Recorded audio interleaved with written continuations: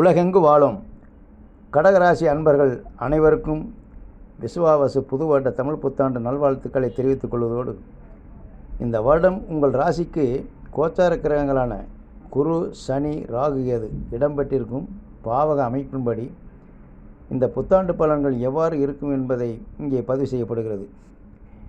குறிப்பாக இந்த ராசியில் இடம்பெற்றிருக்கும் புனர்பூசம் 4ஆம் பாதம், பூசம், ஆயில்யம் இந்த நட்சத்திரத்தில் பிறந்தவர்களுக்கு இங்கே குறிப்பிடப்படும் பலன்கள் நடைமுறையில் இருக்கும். மாத்ருகாரனாகிய சந்திரனை ஆட்சி வீடாக கொண்ட கடகராசி அன்பர்களே, இதுவரை லாபஸ்தானத்தில் இருந்த குரு பகவான் மே 14ஆம் தேதி முதல் விரயஸ்தானத்திற்கு, அதாவது மிதுனத்திற்கு வருகிறார். மேலும் அக்டோபர் 18ஆம் தேதி அதிசாரமாக உங்கள் ராசிக்கு ஜென்ம குருவாகவும், அதாவது ராசியிலே இடம்பெறுகிறது. பிறகு ராசியிலிருந்து டிசம்பர் 5ஆம் தேதி முதல் வக்கரகதியில் மீண்டும் மிதுனத்திற்கு விரயஸ்தானத்திற்கு செல்கிறது. ராகு கேது உங்கள் ராசிக்கு 8ஆம் இடத்தில் ராகுவும் 2ஆம் இடத்தில் சிம்மத்தில் கேதுவும் இடம்பெறுகிறது. அதாவது இந்த மே 18 முதல். சனி பகவான் உங்கள் ராசிக்கு ஏற்கனவே ஏப்ரல் 1ஆம் தேதியிலிருந்து 9ஆம் இடமான மீனத்தில் இடம்பெறுகிறது. உங்கள் ராசிக்கும் 9ஆம் இடமான மீனத்தில் சனி பகவான் ஏற்கனவே இடம்பெற்றிருக்கிறது. அப்போ இந்த குரு, சனி, ராகு, கேது இந்த ஆண்டுகோள்கள் இந்த வருடம் அமையப்பட்டதன் அடிப்படையில் இந்த தமிழ் புத்தாண்டு பலன்கள் எவ்வாறு இருக்கும் உங்கள் ராசிக்கு அப்படின்னு ஆய்வு செய்யும்போது, குறிப்பாக பாருங்கள், குடும்பத்தில் சுப விரயங்கள் நடக்கும். ஒரு சுப நிகழ்ச்சிகள் நடக்கலாம். ஒரு வண்டி வாகனங்கள் வாங்கலாம். வீட்டு மனைகள் இதில் இன்வெஸ்ட்மெண்ட் பண்ணலாம். சிலர் வீடு சொந்த வீடு இருக்கிறவங்க அடுத்த ஒரு மாடிஃபிகேஷன் பண்ணுற மாதிரி ஒரு ரூமுக்கு போடுற மாதிரி இருக்கும், இல்லை ரிப்பேர் பார்க்குற மாதிரி இருக்கும். மேலும் இந்த வாடகை வீட்டில் இருக்கவங்க நல்ல வீட்டில் குடியிருந்தாலும் கூட அதை விட நல்ல வீட்டில் போகிறதுக்கு வாய்ப்பு இருக்கும். இல்லை சரியான வீடு அமையாமல் ஏற்கனவே இருந்தால் அதை மாற்றம் செய்வதற்கு இது வரைக்கும் திட்டமிட்டிருந்தால் நல்ல வீடாக பார்த்து போகிறதுக்குள்ள வாய்ப்பு இருக்கும். வாடகை வீட்டில் இருக்கவங்க சில பேர் லீஸுக்கு போகிறதுக்கு வாய்ப்பு இருக்கும். இப்படி வீடு, வண்டி, வாகனங்களில் உங்களுக்கு முதலீடு பண்ணுற மாதிரி, செலவு பண்ணுற மாதிரி சுப செலவாக நடக்கும். தந்தையாருடைய உடல் நலத்திலோட, அதாவது ஆரோக்கிய குறைவு ஏற்படும்.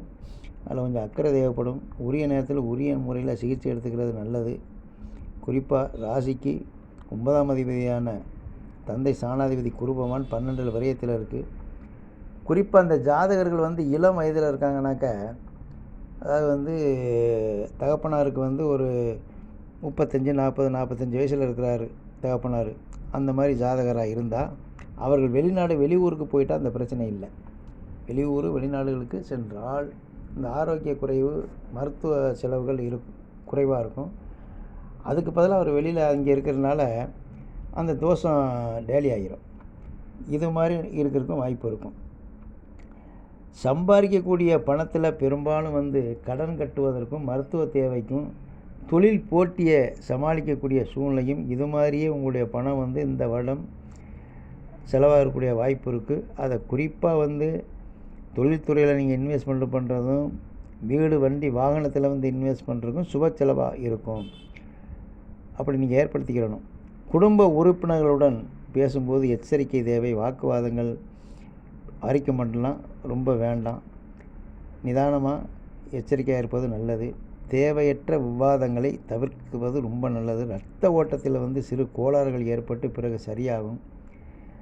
ஏற்கனவே சொன்ன மாதிரி வீடு, மனை அதில் இன்வெஸ்ட்மெண்ட் செய்கிறதுக்கு, ரிப்பேர் பண்ணுறதுக்கு, இது மாதிரி ஏதாவது புது வண்டி, வாகனம் வாங்குறதுக்கு சூழ்நிலை ஏற்படும்.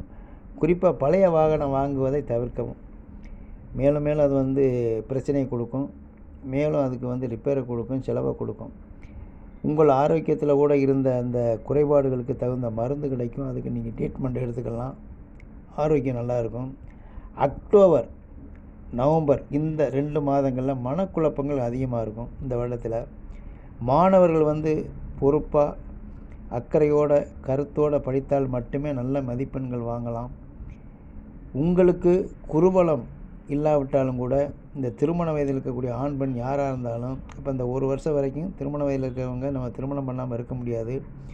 ஒருவேளை பையனாக இருந்தால் பெண்ணோட ஜாதகத்தில் குருபலம் இருந்தால் நடக்கும். பெண்ணாக இருந்தாக்கா பையனோட குருபலம், பையனுக்கு குருபலம் இருந்தாக்கா நடக்கும். இப்போ யாருக்காவது ஒருவருக்கு குருபலம் இருந்தாலும் நடக்கும். அந்த மாதிரி ராசி நட்சத்திரங்களை சேர்க்கணும். அப்போ தசாபுத்தியும் சாதகமாக இருந்தாக்கா கண்டிப்பாக திருமணம் நடக்கும் இந்த வருஷத்தில். ஏன்னா முறையாக அதாவது உங்கள் ராசிக்கு ரீசனாக குருபலம் இல்லை, 12ல் குரு, அப்புறம் ஜென்மத்தில் வருது, மறுபடி 12ல் போகுது. அப்போ 2026 லாஸ்ட்டு 27 தான் உங்களுக்கு குருபலமே வருது. அப்போ அது வரைக்கும் உங்களுக்கு குருபலம் இல்லை இந்த 1.5 வருஷத்துக்கு. அப்போ யாருக்காவது ஒரு ஆளுக்கு குருபலம் இருந்தால் அந்த வரக்கூடிய வரன்களுக்கு நடைபெறக்கூடிய தசாபுத்தி சாதகமாக இருந்தால், குறிப்பாக உங்களுக்கே கூட, இது ராசி பலன் நம்ம சொல்கிறோம், உங்களுக்கே கடகராசிக்காரங்களுக்கும் நல்ல தசாபுத்தி சாதகமான இருக்கக்கூடியவங்களாம் இருக்கும். அவர்களுக்கு இந்த ராசி குருபலம் இல்லைங்கிறக்காண்டி திருமணம் நடக்காமலாம் இருக்காது.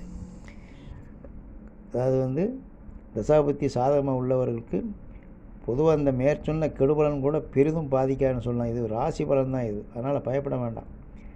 குறிப்பாக அந்த இருசக்கர வாகனங்களில் இரவு நேரங்களில் வெகு தூரங்கள் போகிறத தவிர்ப்பது நல்லது.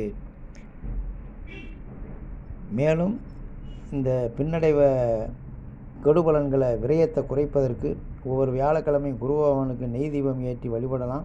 ஞாயிற்றுக்கிழமை ராகு காலத்தில் துர்க்கை அம்மனுக்கு நல்லெண்ணெய் தீபம் வைத்து வழிபடலாம். ஒரு முறை கூட ஞாயிற்றுக்கிழமை அன்னைக்கு திருநாகேஸ்வரம் சென்று பாலாபிஷேகம் செய்து வழிபடுவது நல்லது. மொத்தத்தில் 60% நன்மைகளை பெறுவீர்கள் இந்த கடகராசிக்காரர்கள் என்று தெரிவித்து நமது நேயர்கள் வாழ்க வளமுடன். நன்றி, வணக்கம்.